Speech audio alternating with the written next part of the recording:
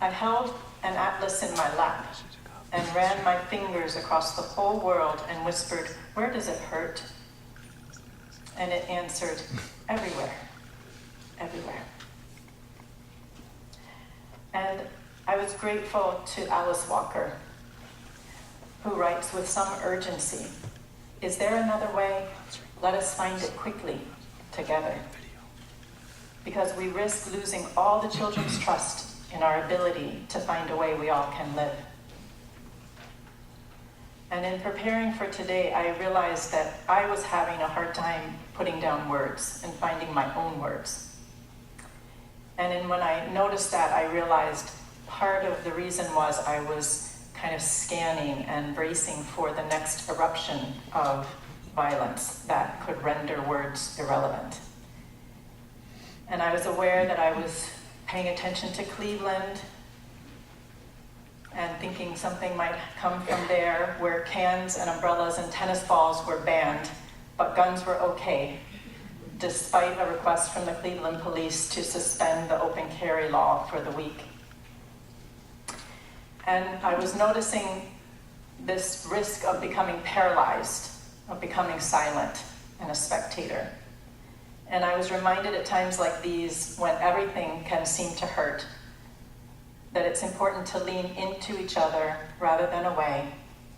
And it's important to listen deeply and with compassion to each other, and to have the mindful conversations we must have, so we can find our way and create new experiences, new pathways to personal and systemic change, real social justice, and the common humanity that we value. Quaker educator Parker Palmer has an essay on leadership, and he tells a story from his own life at a time of overwhelm, when everything hurt, and he needed to find a new way. And he talks about deciding to go on this Outward Bound program. And about halfway through the program, they came to a cliff, and they put a rope around his waist, and they said, "Okay, now you're gonna step out and back down off that cliff." And he had no experience navigating such a situation and didn't really know how to do it, but there was no way out. So he says he stepped back and went slamming into the first ledge, and the team from up above said, "No, we don't think you have it yet." And so they're telling them from their experience how to do this, how to make his way. So he said, they can't possibly be right. So he went again and slammed into the second ledge. And they called down, "No, you don't have it yet." So he started to really listen to them. And little by little, he started making his way down. And he got about halfway down, and then an instructor from the bottom calls up, he says, and says, "Parker, I think you better stop and look at what's happening under your feet." And so he says he was very carefully looked down without changing his center of gravity, and saw that there was this large hole opening up in the rock where his feet were. And that meant he needed to change direction. He couldn't keep going in the same way.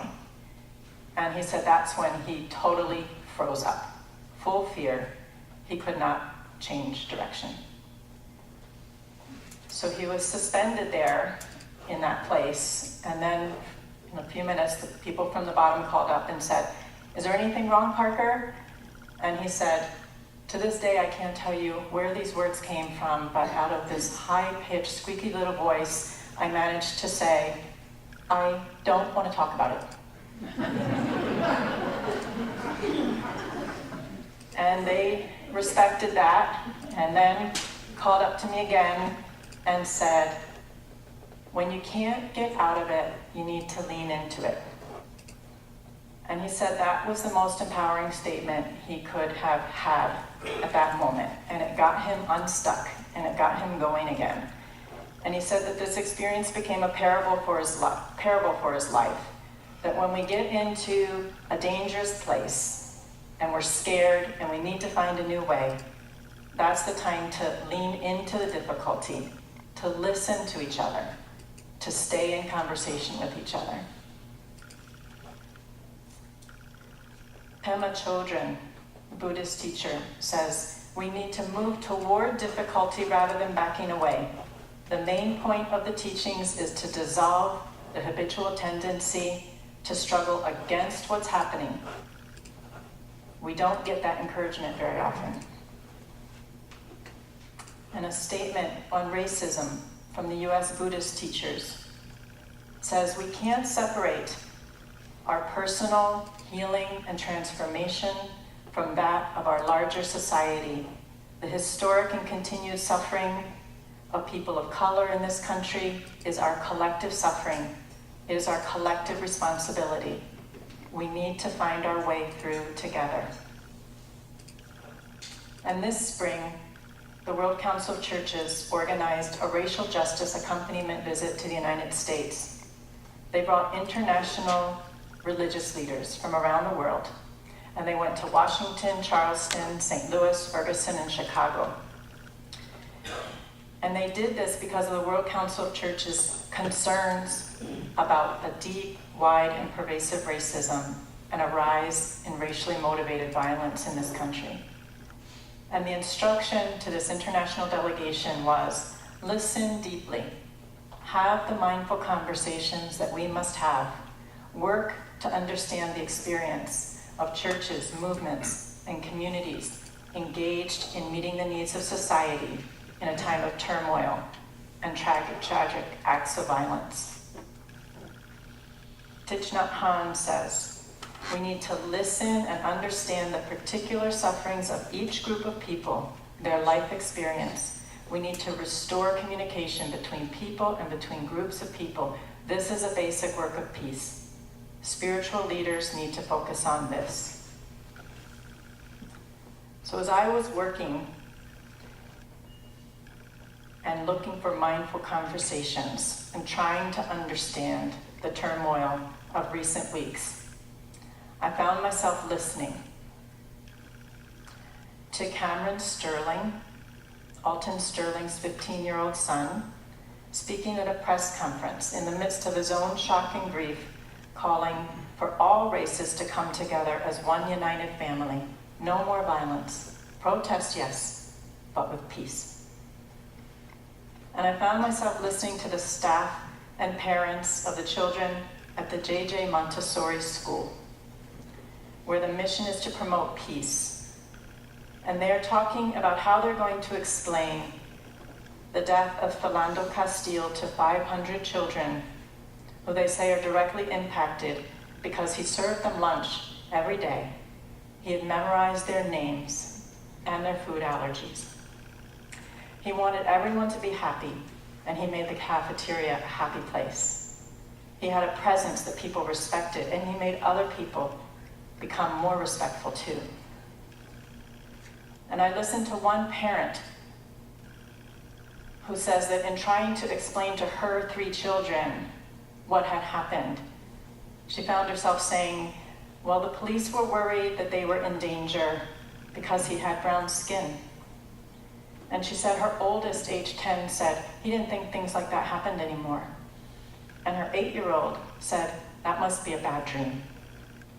And her 6-year-old said, Mom, can you tell the police they were wrong, that this is our guy who served us lunch at the J.J. Montessori School? And I found myself listening to a woman named Aisha Evans, a 28-year-old mom from New York City, a nurse. And she picked up and went to Louisiana on the weekend to participate in a peaceful protest. She says she was motivated out of the love for her 5-year-old son because she knew that in just a few short years, she would need to have a conversation with him about how to stay alive as a young Black man. And I watched as she stood calm and serene with respect and dignity in a long, thin dress, facing a line of heavily armored riot police as she was arrested. And thanks to a Reuters photographer, this silent conversation between her and law enforcement was witnessed around the world. And I found myself listening to Courtney Martin, who writes for On Being, the Krista Tippett program. And she says that that young mother was anticipating a conversation that African American parents must have with their children, and it goes something like this. Do whatever the man in uniform says. Don't make eye contact. Look down. Don't raise your voice. Don't reach into your pockets. Don't defend yourself. Don't resist. Pray like hell that someone records footage of the interaction. You may do all of these things, and still you might not be protected. And Courtney Martin says, I won't have to have that conversation with my children. Instead, I must have some version of this conversation with them. You are afforded certain privileges and protection that children of color are not afforded. It's important for you to understand this and work actively to change it. This has deep historical roots. Don't get bogged down in the guilt or shame of it, but know it. Your story, our story, is part of that. And commit to interrogating the privileges you inherit. Constantly look for creative ways to subvert hierarchies, redistribute power, connect the unconnected, make real friends who will push you and hold you accountable. And I found myself listening to Sherry Maples, a police officer who's a student of Thich Nhat Hanh and is now a leader in mindfulness trainings for police. And she says, from her experience, the crisis in policing today has to do with excessive use of force, racial profiling, militarization of police, lack of trust between communities and police, lack of attention to trauma and emotional health, unconscious and unspoken agreements in police culture, and lack of safety nets for people across the country. She says, in our police departments, we hear loud cries that we're losing the war on drugs, the war on terror, and the problem is we are not at war. We are protecting and serving our neighbors. And it's often hard for us to admit that our hearts have stopped quivering in response to the suffering of others. She says that in her first retreat with Thich Nhat Hanh, she had a chip on her shoulder. She was angry and she felt she would be judged for being a police officer. And she had a lot of doubt that these teachings about nonviolence and mindfulness had any place in the work of a cop. But she writes, I found it is possible to work from a commitment of non-aggression and preventing harm. It is possible to aspire to be a kind and compassionate police officer. And in this way, the job is safer, more fulfilling. And back at work after my first retreat, I couldn't understand why everyone seemed to have gotten nicer, kinder in my absence, including the people I was arresting. And I listened to Officer Jackson, one of the 3 police officers killed in Baton Rouge.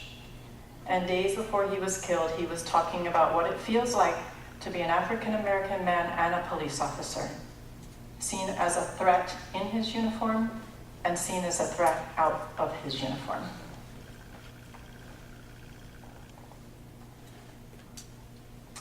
And I found myself listening to 14-year-old Royce Mann, a white student from Atlanta, whose award-winning slam poem called White Boy Privilege went viral. And he has a second poem now. And the first lines are, all lives matter, but 1, so do Black lives. Why do 2 phrases that should work side by side seem only to divide? 2, that's all anyone's saying. Black lives matter too. And I was grateful for a conversation between Black Lives Matter organizer in Wichita, who was organizing a march of some 1,000 people, and a new chief of police who approached him and said, how about if we have a cookout instead? And they agreed. And together they organized the First Steps Community Cookout. And for the first hour, the police invited questions from the community and listened. And I was grateful for A conversation at Talkback the other week when Chris Moulter Gray shared that she had been in South Carolina and made a trip to Mother Emanuel AME Church. She said nobody was there, but she put her hand on the wall for this community. And I've been listening to Dr. Eddie Glaw Jr., professor of religion and African American studies at Princeton, who's the author of a book called Democracy in Black: How Race Still Enslaves the American Soul. And he talks about the heart of the problem in this country, since its foundation is a value gap, the belief that white people matter more than others, and that our task is to create a new reality in which every human being is accorded dignity, no matter their class or the color of their skin. His son, Langston, is a student at Brown University, and after events last week, Dr. Laud wrote a letter to his son, and his son wrote back, and their correspondence was published by Time magazine. And Dr. Laud says he decided to go public with these letters because he hoped that their letters would help humanize the crisis. So I've asked Steve Platt and David to read excerpts from these letters so that we can deeply listen to this conversation between the father and son that they've generously shared with us.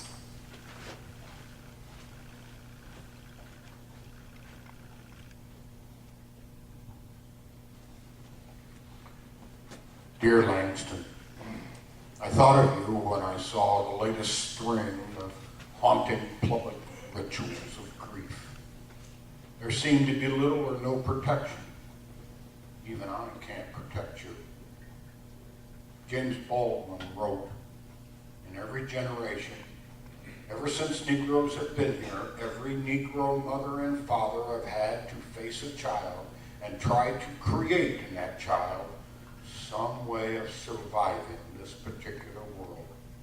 Some way to make the child who will be despised not despise himself. He wrote that in 1964, and here we are in 2016. I find myself wishing you were 7 years old again. I just say it because I feel that you would be safer at home with us. Those tears, son, shocked me. Diamond Reynolds' 4-year-old baby consoling her mother made me tremble. I love you. I don't know what I would do if anything ever happened to you. But I am proud to see your refusal to believe what this world says about you. Keep fighting. I won't stop worrying about you until I die. Love, Dad.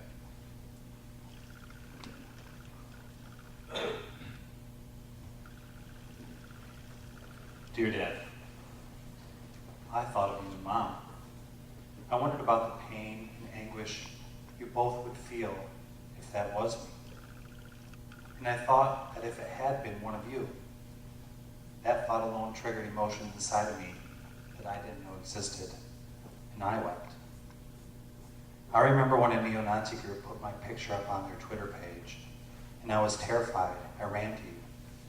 Your presence at the time was one of the most important things that could have ever happened to me. You pushed me to reach higher, to stand by the right, and to rise above ugliness.